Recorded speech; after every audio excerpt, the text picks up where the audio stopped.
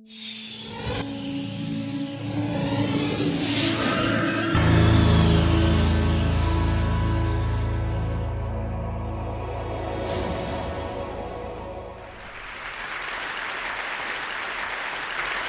have had the distinct blessing in my life to have worked on a bunch of amazing projects, but the coolest project I ever worked on was around this guy. This guy's name is Tempt.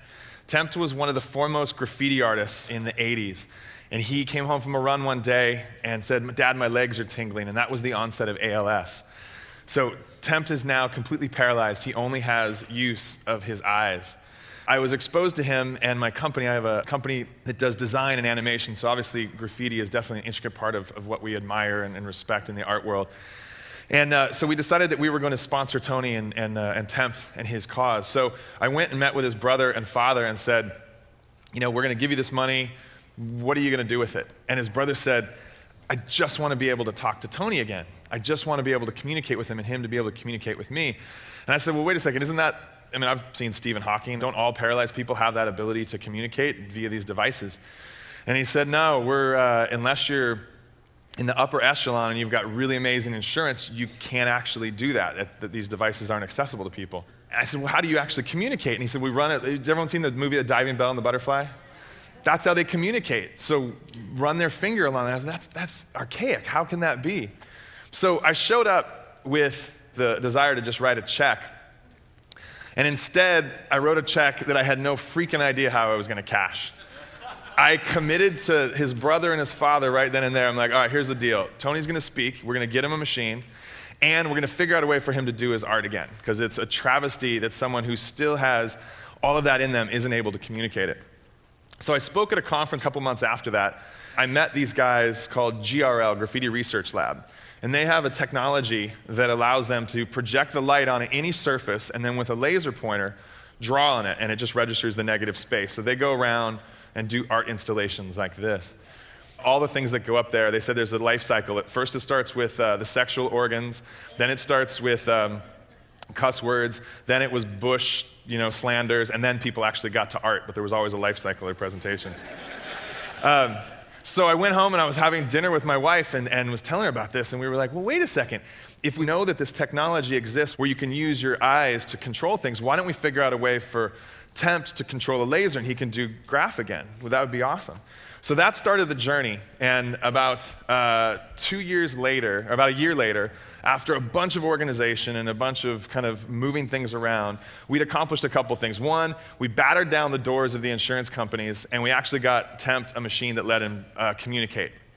A Stephen Hawking machine. Yeah. Which was awesome. And he is seriously one of the funny, I call him Yoda, because you talk to the guy, you get an email from him, and you're like, I'm not worthy. This guy is so amazing. The other thing we did is we flew 7 programmers from all over the world, literally every corner of the world, into our house. My wife and kids and I moved to our back garage, and these hackers and programmers and conspiracy theorists and anarchists took over our house. A lot of our friends thought we were absolutely stupid to do that, and that we were going to, come back and all the pictures on the wall would be removed and graph on the walls. But for over 2 weeks, we programmed, we went to the Venice boardwalk. My kids got involved. My dog got involved. And we created this. This is called the EyeWriter. And you can see the description. This is a cheap pair of sunglasses that we bought at the Venice Beach boardwalk. Some copper wire and some stuff from Home Depot and Radio Shack. We took a PS3 camera, hacked it open, mounted it to an LED light, and now there's a device that is free. You build this yourself. We publish the code for free. You download the software for free. And now we've created a device that has absolutely no limitation. There's no insurance company that can say no. There's no hospital that can say no. Anybody who's paralyzed now has access to actually draw or communicate using only their eyes.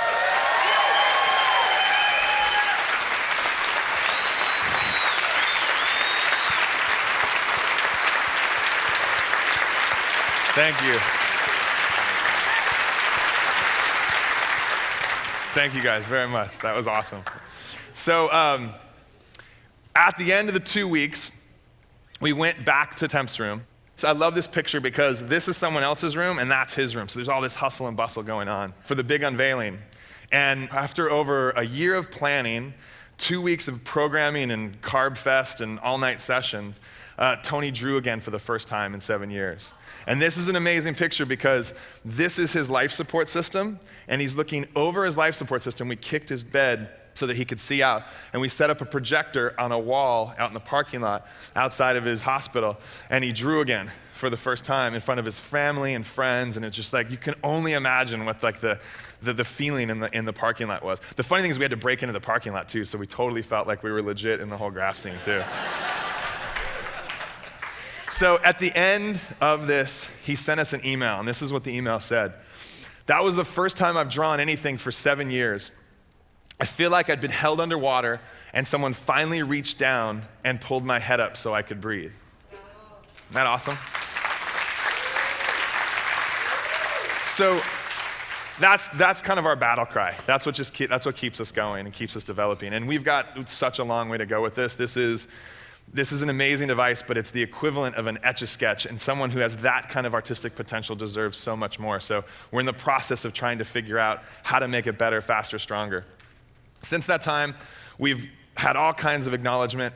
We've won a bunch of awards. Remember, it's free. None of us are making any money on this thing. It's all coming out of our own pockets. So the awards were like, oh, this is fantastic.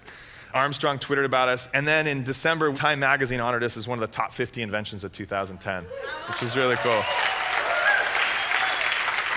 The coolest thing about this, and this is what's kind of completing the whole circle, is that in April of this year, at the Geffen MoCA in downtown Los Angeles, there's going to be an exhibition called Art of the Streets. And Art of the Streets is going to have pretty much the badasses of the street art scene. Banksy, Shepard Fairey, Cause, all of these guys will be there.